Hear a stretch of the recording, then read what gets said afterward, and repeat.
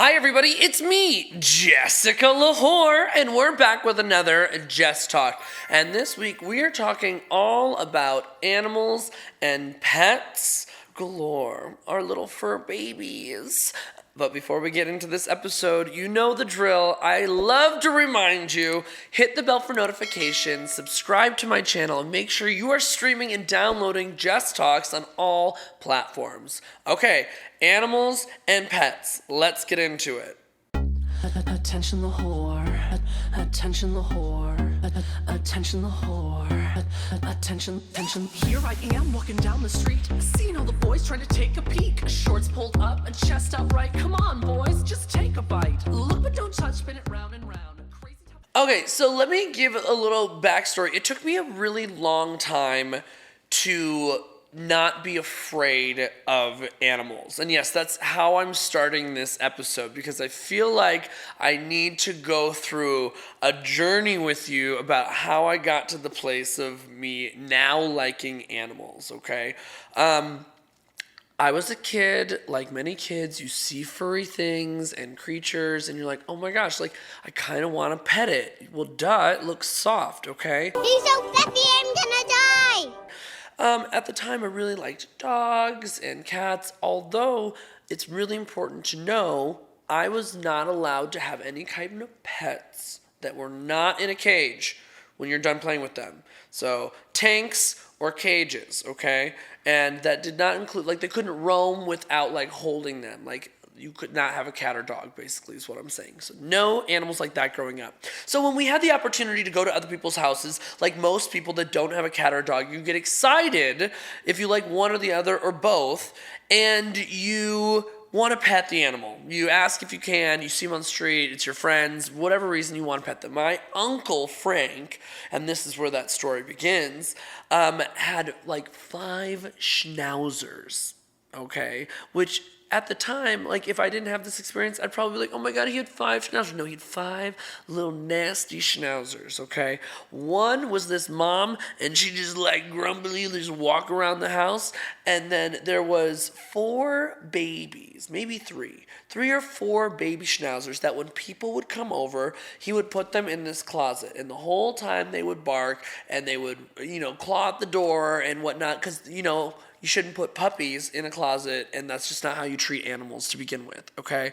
But me, being a small child, had no mindset of like, oh, that could mean that there's an angry puppy in there. So I was like, oh my gosh, Uncle Frank, I want to go pet these dogs. I want to go like pet these puppies. So I went and I opened the door to this closet, and all of them tackled me over, clawed up my face, scratched me, bit me, and that was like traumatic as hell for me.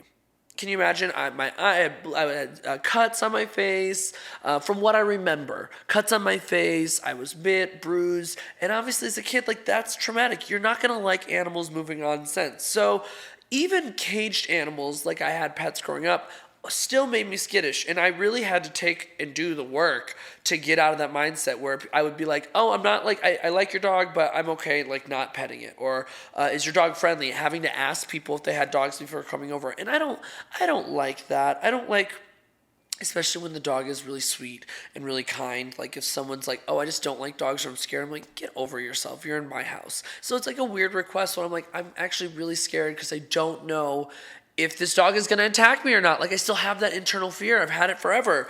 And I think the more I got comfortable with animals by either owning them or taking on the task of owning a pet cat for the first time and not killing her, my sister becoming a vet, my current boyfriend working with animals, it is really weaned off, and it's made me super safe because my sisters all have really, really amazing dogs, and they're super friendly. My sister had an amazing cat. All the animals that my boyfriend introduces to me are really, really nice. My friends have nice dogs. No, I'm not worried about that, but I still get a little nervous with new animals that I'm not familiar with the owner, because you just never know, and they can sense fear, and I can't like get rid of my fear. But over time, things have gone great, but I do not like schnauzers. They are my least favorite dog because of that. If you have a schnauzer out there, it's not you. It's just the dog's breed, okay? It's okay. It's okay. Some of you think they're cute, not me. I can't help it. So that's important to know about like why my fear of animals happened. I was definitely a lover of animals from afar. I liked going to the zoo. I liked watching animals about videos of animals. My favorite animal is a pig. I like wrote a report on pigs. I've always wanted to own a pet pig, and I finally got to like go visit a bunch of pigs the other day. I don't even know when this video is coming out, but she had 11 pigs, and I got to pet all of them and rub their belly and feed them Honey Nut Cheerios. It was great. Love pigs. Still want a pet pig. But growing up, that wasn't in the cards. Having a pet pig. Growing up, a dog or a cat wasn't like most of my friends. We were stuck to things that were caged. So grew up with a lot of fish. My dad was super into fish, and I was not old enough to remember, but I've been told the story that one day the power went out and his entire amazing and beautiful fish tank went out as well, and all of them died. And like he didn't really get back into it. He kept the fish tank. We've had it. I bet you it's still in the same spot from years and years and years ago, but he about like renovating it and making it a big fish tank again. But I think that I don't think he's going to. But yeah, killed off all of his fish. So fish were prominent in the house for a little bit. A lot of birds. Parakeets and lovebirds. Fickle was one of the. These. I'm like digging deep into a file cabinet of childhood names. I have blocked out a lot of this shit. We had 2 parrots at one time, Pablo and Colleen. Peaches and Cream were lovebirds. Fickle, it's not pickle, but it sounds like Trixie and Fickle. That sounds right. We had a lot of those kinds of birds, and the one thing that was nice about them is all of them but the parrots are super loving. Want to sit on the shoulder and just like cuddle up. Could do little step up tricks with them. They were really well behaved when you like went to clip their wings. But the parrots were demons. These things wanted to kill everybody, and they were loud and shit everywhere, and I think they worked together to make everything miserable. And then here's the weird thing, okay? Finally, after like 6 months, I believe, with these parrots, we decide to sell them. And we find this owner, and the new owner, comes into the house, and I'll never forget this, goes to stick her whole hand through the bars of the cage. And we're like, don't do that. Like, they bite. They're going to attack you. And the parrot comes out and perches on her hand and starts licking her arm. This terror of a fucking bird, and sold. Bitch, get them out of here. If that thing's not going to bite you. But what magic power when animals don't sense fear, and that there's like something. My sister's that way. I think a lot of vets are. My boyfriend is, where there'll be just an animal that inherently wants to come and say hello out of nowhere, or is extra friendly to them. And it's so interesting. I think they really can sense that nervousness.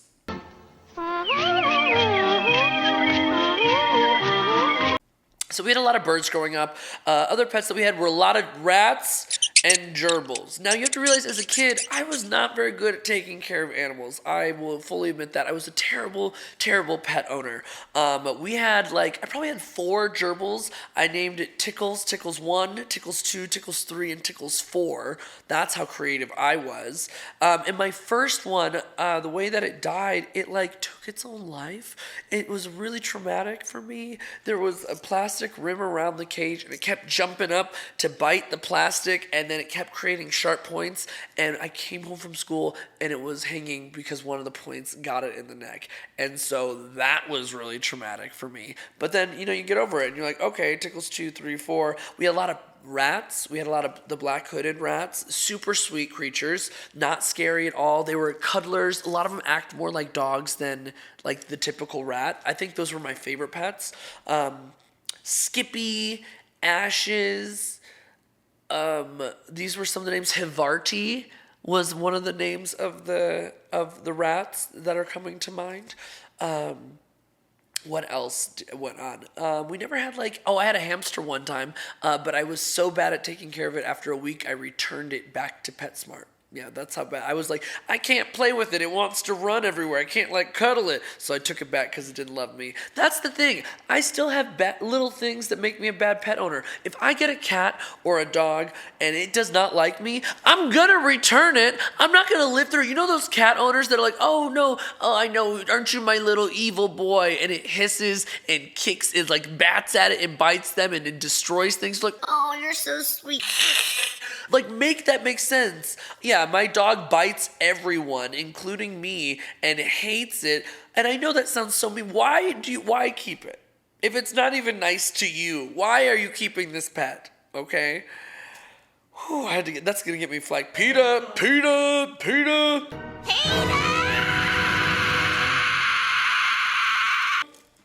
Yeah, so I still have little pieces of that, but I've been really thankful that when I decided to be a first-time pet owner as an adult, I had my kitty, Miss Floof, Floof. Miss Floof if you're nasty, Hootie and the Blow Floof, Double O Floof. Yeah, I've made a lot of nicknames for this sweet baby angel. Love her. She was 10 years old when we got her. She acts like a kitten, but she's super chill. Cuddler, doesn't destroy things, doesn't jump on furniture. She's just tons of hair. She was hypoallergenic. All of my friends that were allergic to her, allergic to cats, could hold her and have no problems and like rub her face on her and whatnot. I really, really miss her. I feel more like a step parent now. My ex got the cat in the divorce, as we like to say. Divorce, babe, divorce. But all with like my good wishes. I realized with my busy schedule, and this was a really hard pill to swallow, that as much as I wanted an animal in my life, I choose to be too busy to give the proper care and attention to an animal. And it hurts me to say that because I really want another cat or a dog, or just like one of my own. However, I know realistically it is not the time and I'm not able to commit to an animal, and that's not fair to the pet. So that was one of the reasons that Miss Floof went to my ex. But I do get to go visit her, see her a couple times a year, and I do think of her all the time. I'm really thankful now. My current boyfriend has a cat, very low-key, Gigi. She's a hairless sphinx, and she is the most needy creature I've ever met. She wants to not just like rub her face on you. She wants to like rub her face in your throat. She wants to be inside of you to show you love, and even then it's not enough. She's the weirdest cat. She's not scared of anything. She doesn't understand the idea of like no and like pain, or like if an animal attacks. She's too naive, and she's just a special girl. She's so socialized that you can do anything to this cat, and this cat has no care in the world, but constantly needs love and attention, and is a food hound. Like, will aggressively take your food and try to get as much food in their life as possible. I've never met an animal like this. So I kind of have a pet, but I'm more like a stepmom. I'm sick of being a stepmom. I want to be like I want to be attached. I want the newborn, that's little animal, to be attached to me. And I think that's what's really nice, is that my boyfriend allows us to foster animals. So we fostered puppies, we fostered a kitten, and so I kind of get the taste of being a pet owner, but the hardest part is always giving them back and being like, I don't get to keep you, and he keeps me level about it because I'm about to fight. I'm like, I want to keep it so bad. I never had any like reptiles. Those were not a thing that I'm a fan of. To each of you that have snakes as pets, good on you. Keep that shit locked. I know somebody that would let it crawl around its house, and I really don't like that. I don't trust that. So I will look at reptiles or like touch them and pet them, whatever, and leave it at that. I don't need to own them. Same thing with spiders and insects. Not really my cup of tea. Fish annoy me. I think they're beautiful to look at, but I'm like, oh my God, you just swim in your own shit the whole time. Oh God. Yes, you're only so pretty for so long. I'm not really into that. People ask if I'm a cat or a dog person. I'm a yes and person. I love them both pretty equal. But there are some cats that I would not even come near, and there's some dogs that I have nowhere near to touch. If your animal is ugly, I probably won't pet it. I know that sounds really terrible. I just have a hard time with certain animals. I'm like, okay, it's like a baby. You don't want to hold an ugly baby. Is your wig squeezing your brain too tight, heifer?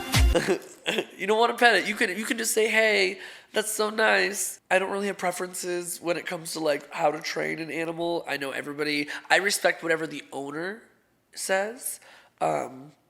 If they don't want to be fed from the table, they can be fed from the table. I don't usually feed dogs or any animals human food because my sister ingrained it into me how terrible it is. So I just avoid doing that. I guess I met this woman that has chinchillas and rabbits and guinea pigs. I met a naked guinea pig for the first time. It was weird, but it was like cute. Had a mustache. Like a naked mole rat.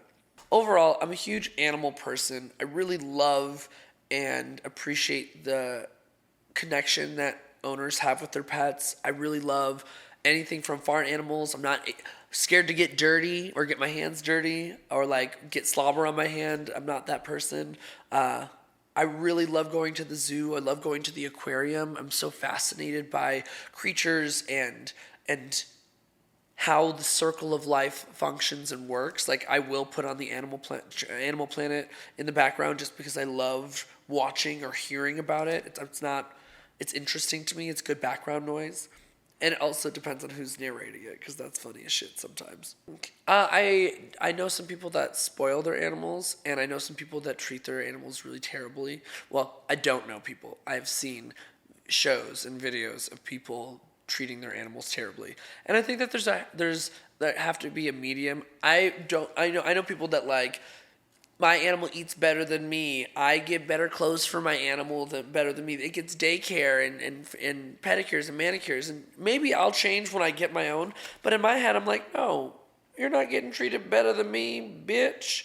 But I also haven't had a pet outside of Miss Floof, who was super easy to take care of, and it would be a treat for her to give her gravy. And that was like her yeehaw. She didn't care about the other stuff. Every gerbil or rat was just how it came. It was not like a newborn or something. Every fish was already a fish, full fish. Nothing like from the egg, from the womb. Not like, and then like, oh. No, none of that. I would love to. I'm really, really interested in this cat right now because it's 4 weeks old. It's only 4 weeks old. I want it to attach to me. I have baby fever. I have fur baby fever. I want an animal so bad. Let me smell and pet and love on your pet. Please. Please. All right, everybody. That is your episode about animals and pets. Go ahead and tell me down below in the comments some of your names of your pets growing up, some of your favorite animals. And I think that we need to do a part 2 on this. I think that this can go beyond just our pets in our lives. We'll see you next time. Bye. Attention the